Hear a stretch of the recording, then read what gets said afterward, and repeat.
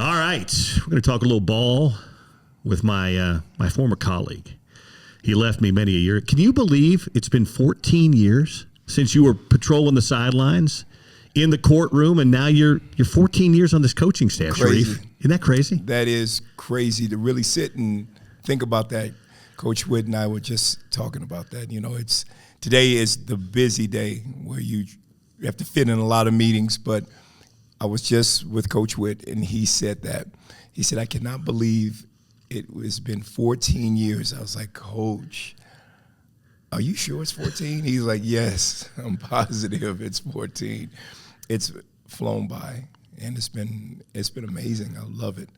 I absolutely love it, but I can't believe that much time has passed. There might be some of you listening to this podcast that can't even remember a time when Sharrieff Shah wasn't on staff, but there was a time when he was a sideline reporter. He patrolled the sidelines. I'd throw it down to him, and I remember the last couple of years when he was doing.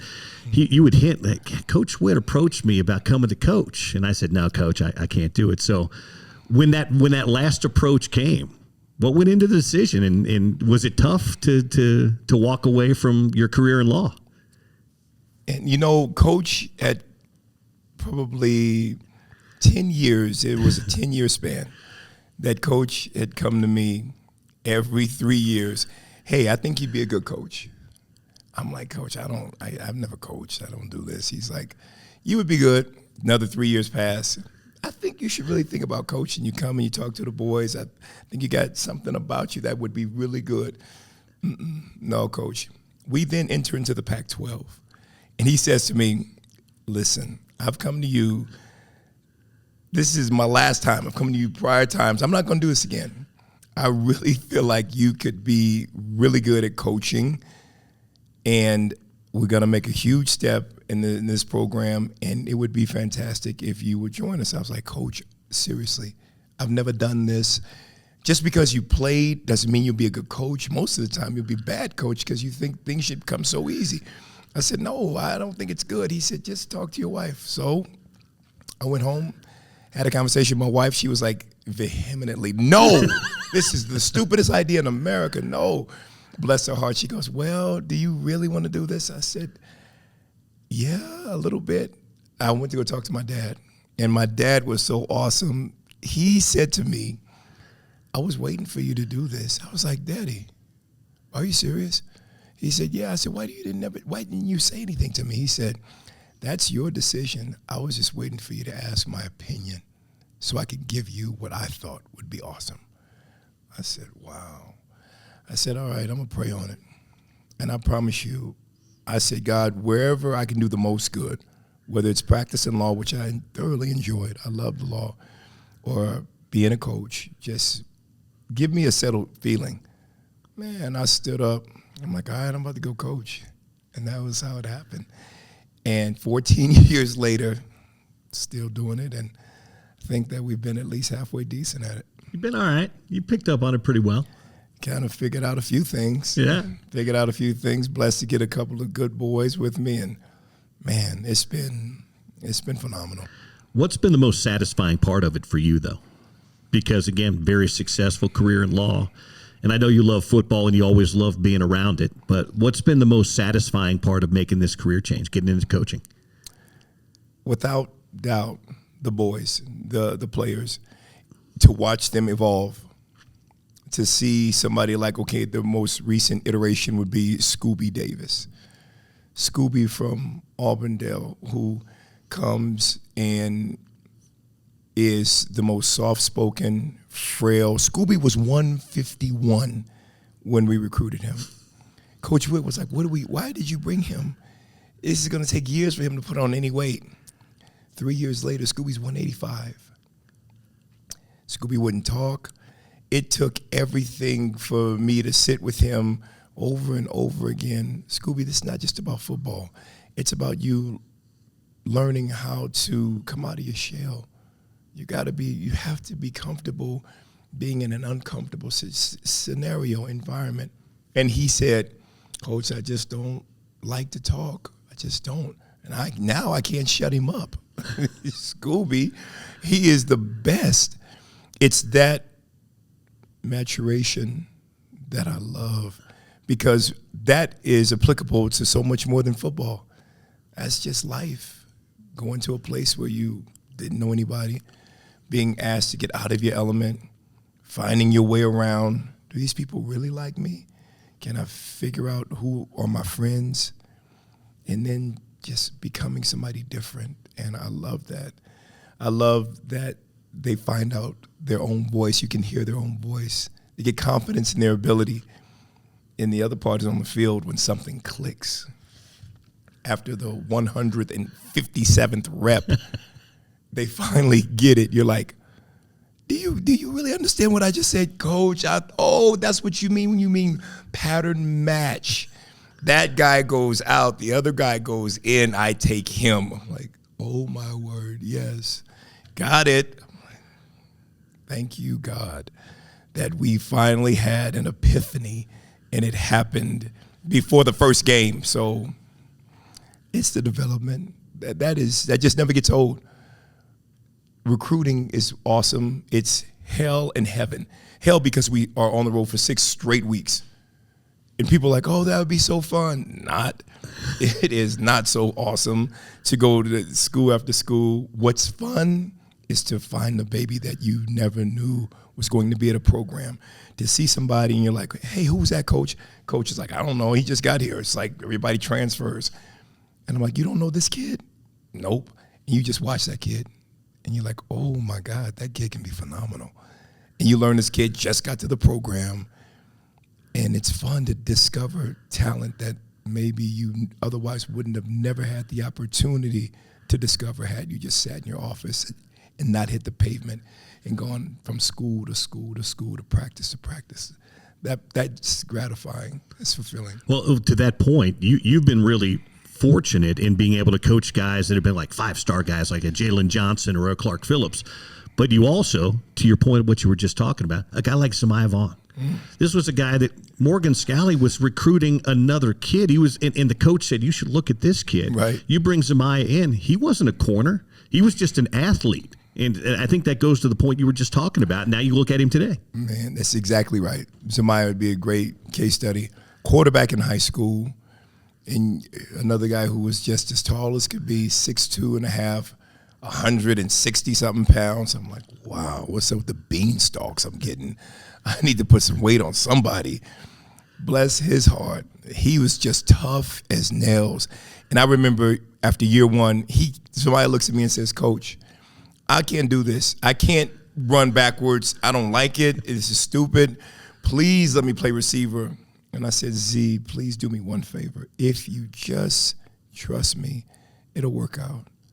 It'll work out. Man, bless his heart. Baby's at Minnesota Vikings now, and it may work out for him. It may work out. So it happens in such strange ways. The paths that these kids take, it's unbelievable. What's a bigger challenge? Getting a kid that comes in with a lot of hype and has it in their head I'm going to be great, or a kid that comes in with very little fanfare, but you can see the potential there.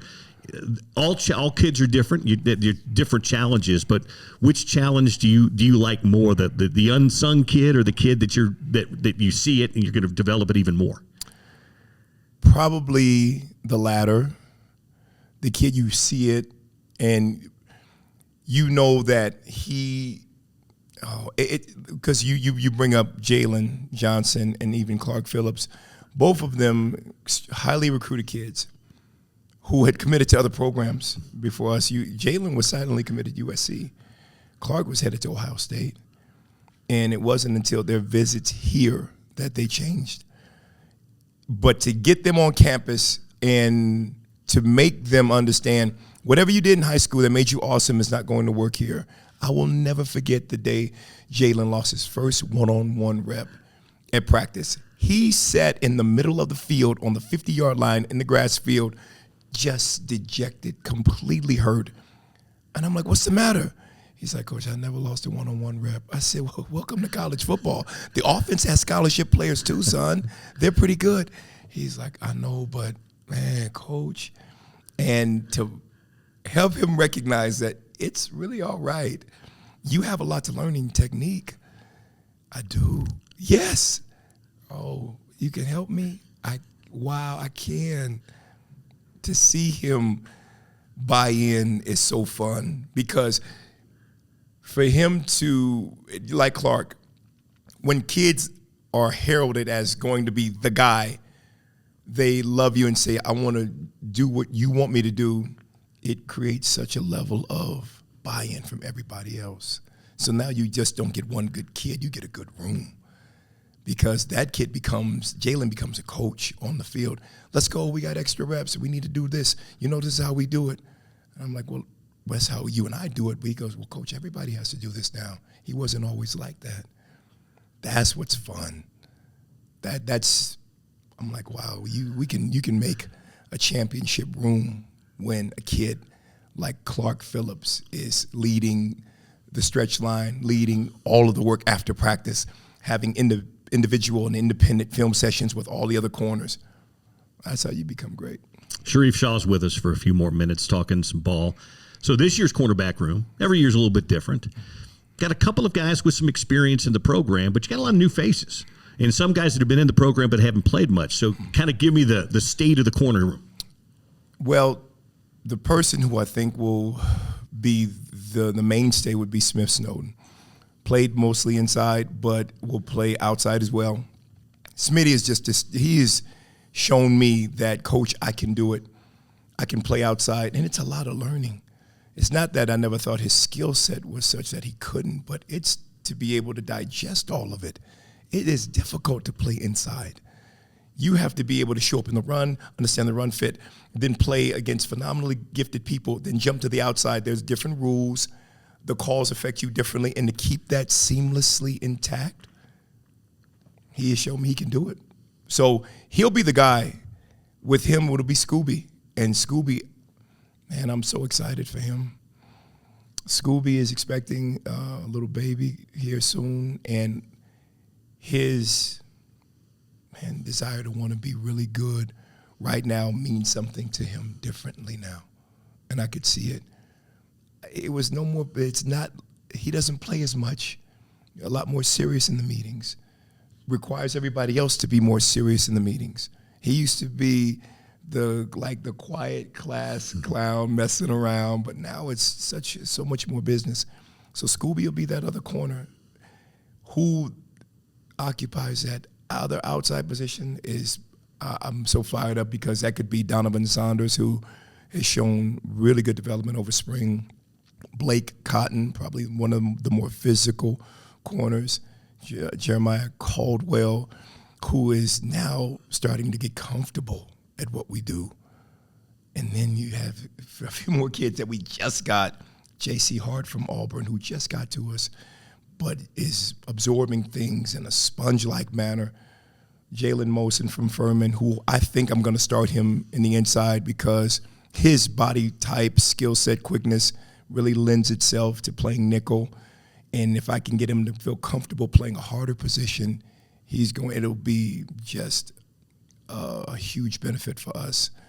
Then the young kids, the Jason Stokeses of the world, the Tristan Thompsons, who I'm just seeing a little bit of improvement. I don't know. I mean, I have some good problems, and I haven't always had these types of problems, but it makes the room so much better. It makes the room so much better. I'm not like running with my head cut off, trying to pull somebody from the offense and make them a DB and play the Rose Bowl.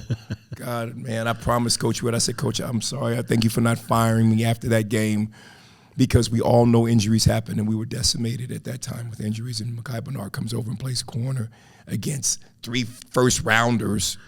Guys that are making tens of millions of dollars right now in the league. You know? But by the way, what does that say, though? And you and I have never really talked about this, but I always go back and say, you want to talk about guys, there's a lot of guys that wouldn't have even tried to do it. What's it say about Mai Bernard and his competitive spirit that you guys asked him to do it, and he said, sure, I'll do it. I'll try it. He was so awesome about it. He said, Coach, you know I can play corner. I said, of course I know. Coach Kyle McDonald recruited Mai Bernard. We were in L.A. at the same time. Went to his high school, watched him. I'm like, are you sure you want to play running back? Because I'll take him right now. He's like, no, leave him alone. Don't bother him. He's a phenomenal running back, but I knew he could play corner.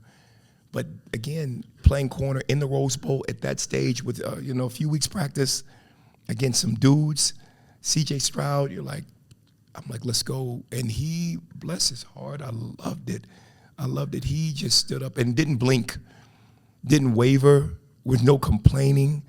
And I coached him as hard as I'd coach everybody in that position. And maybe it was unfair because I asked him to do so much. Body was absolutely broken. He's catching touchdowns now, defending 9 routes. That was a lot to put on him. And he just did magnificently. I loved it. I loved his willingness to say, Coach, I'm going to do whatever it takes to help. And he did it. And it says a lot about him and how he understands the culture of the program. Listen, the next man up could be the next man from a different position. We have to win. And whatever that means, are you willing to help? Yes, Coach. All right, I could do this forever with you. You and I could talk forever, but I'm going to get you out of here on this. There's a lot of buzz this year about this program staying healthy and a lot of talent here. But for you personally, what has you most excited about this fall? To me, it's the depth at I think almost every position. I like that. That gets me. I mean, for example, I look at the kickers. We have a freshman phenom, one of the best, probably the best kicker in the country. Was blessed to get Dylan Curtis, kid that we just got, and Robert Petridge. And you don't know that name, but you will. Then Orion Phillips, the punter. And you're like, long snappers, do they even matter? They do until you don't have one. But we have people behind everybody that just pushes you. When you have that level of competition at every position, you practice harder. You play differently. It's so much more competitive. So the game is not, this isn't all new. You're like, I didn't know what press man was going to feel like. I didn't know they were going to hold me as much as they do in practice. Yes. So don't stop crying. Get open, right? Coach, the receivers are really going to block like that? Yes, so get off of the block. You just get to push so much harder, where I think Saturday becomes just like practice, and you just go at it even harder. So that's what makes me so fired up. I hadn't seen this level of depth across the board on both sides of the ball in a long, long time. He coaches corners. He coaches special teams. And, if you want to talk ball for about 7 hours, he'll do that with you as well. All day long. My good friend and corners coach, Sharrieff Shah. Thanks for doing it. Thank you, Brother Bill. Always good to see you, brother. Thank you. You too.